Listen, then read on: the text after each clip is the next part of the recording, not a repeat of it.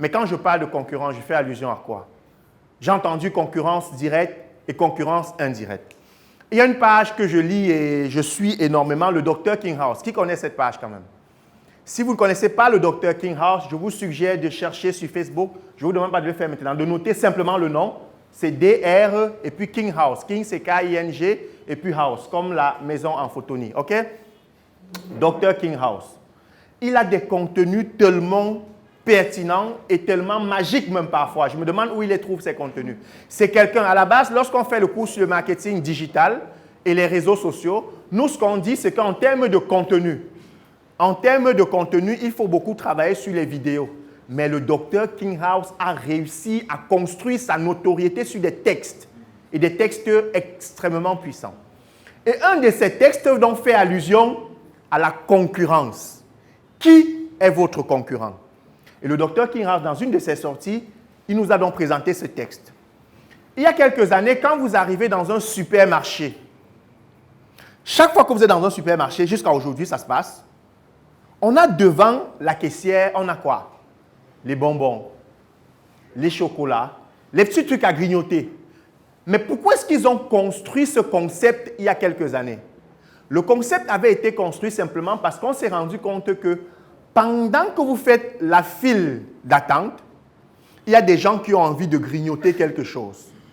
Et du coup, qu'est-ce qu'ils faisaient? Sur tout le long de la file, on avait donc installé les petits points bonbons, petits points sucreries, petits points C. Donc, en attendant, tu prends un truc, tu ouvres, tu commences à grignoter, sachant qu'à la caisse, tu vas simplement payer. Sauf que, quelques années plus tard, arrive un expert en concurrence. On vous a dit que le concurrent, c'est quelqu'un qui résout le même besoin, même si vous ne vendez pas le même produit. Et quel était donc le concurrent à cet endroit?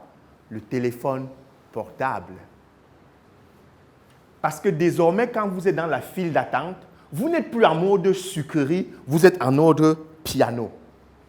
Regardez comment vos chiffres ont considérablement baissé simplement parce que le téléphone portable, je vous ai vu tout à l'heure, vous aviez du mal à identifier un concurrent indirect. Voilà quelqu'un qui ne vend même pas le même produit, qui n'a rien à voir, mais simplement parce qu'il répond aux mêmes besoins. Les gens ne prenaient pas ces sucreries parce qu'elles avaient vraiment envie de sucreries, elles avaient envie de s'occuper. Et lorsque le téléphone portable et les réseaux sociaux sont arrivés, désormais, quand je suis sur la file, je commence à faire des messages. J'écris en avançant. Je n'ai plus besoin de m'encombrer d'un quelconque bonbon quelque part. Et du coup, les gens qui vendaient les bonbons ont vu leur chiffre d'affaires dégringoler. Parfois, on vous demande de regarder la concurrence. On vous voit dans tous les marchés. Tous ceux qui font les bonbons comme vous, vous avez envie de couper leur tête, machin. Alors que celui qui va vous tuer, c'est le téléphone. Alors que celui qui a tué le chiffre d'affaires des gens, c'est simplement le téléphone portable. Est-ce qu'on se comprend? Désormais, regardez pas le concurrent comme seulement celui qui fait dans le même produit que vous, mais regardez le concurrent comme celui qui vous fait perdre de l'argent. Est-ce qu'on est d'accord? Est-ce que vous savez que la femme qui fait les beignets ici en bas, ok? Moi, je décide d'installer un point shawarma juste en face d'elle. Et au bout de 2 jours, son chiffre d'affaires se réduit considérablement. Je ne fais peut-être pas les beignets, mais je commence à devenir un réel obstacle pour elle. Parce que si les gens, au lieu de manger ces beignets, commencent à manger mes shawarma, ça veut dire qu'il y a un problème. Je suis son concurrent. Parce qu'on est en train de satisfaire plus ou moins le même besoin. Est-ce qu'on est d'accord? Ne regardez pas votre concurrent comme seulement celui qui est en train de vous faire... Comme je vends les chaussures, lui aussi vend les chaussures, il est mon concurrent. Non.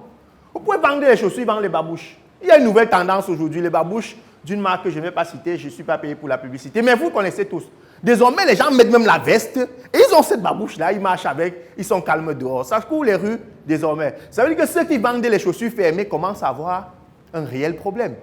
Alors qu'il y a une babouche, oui, j'entends la marque, les gens qui connaissent à quoi je fais référence se retrouvent. Est-ce qu'on est d'accord? Donc, regardez désormais la concurrence de manière globale.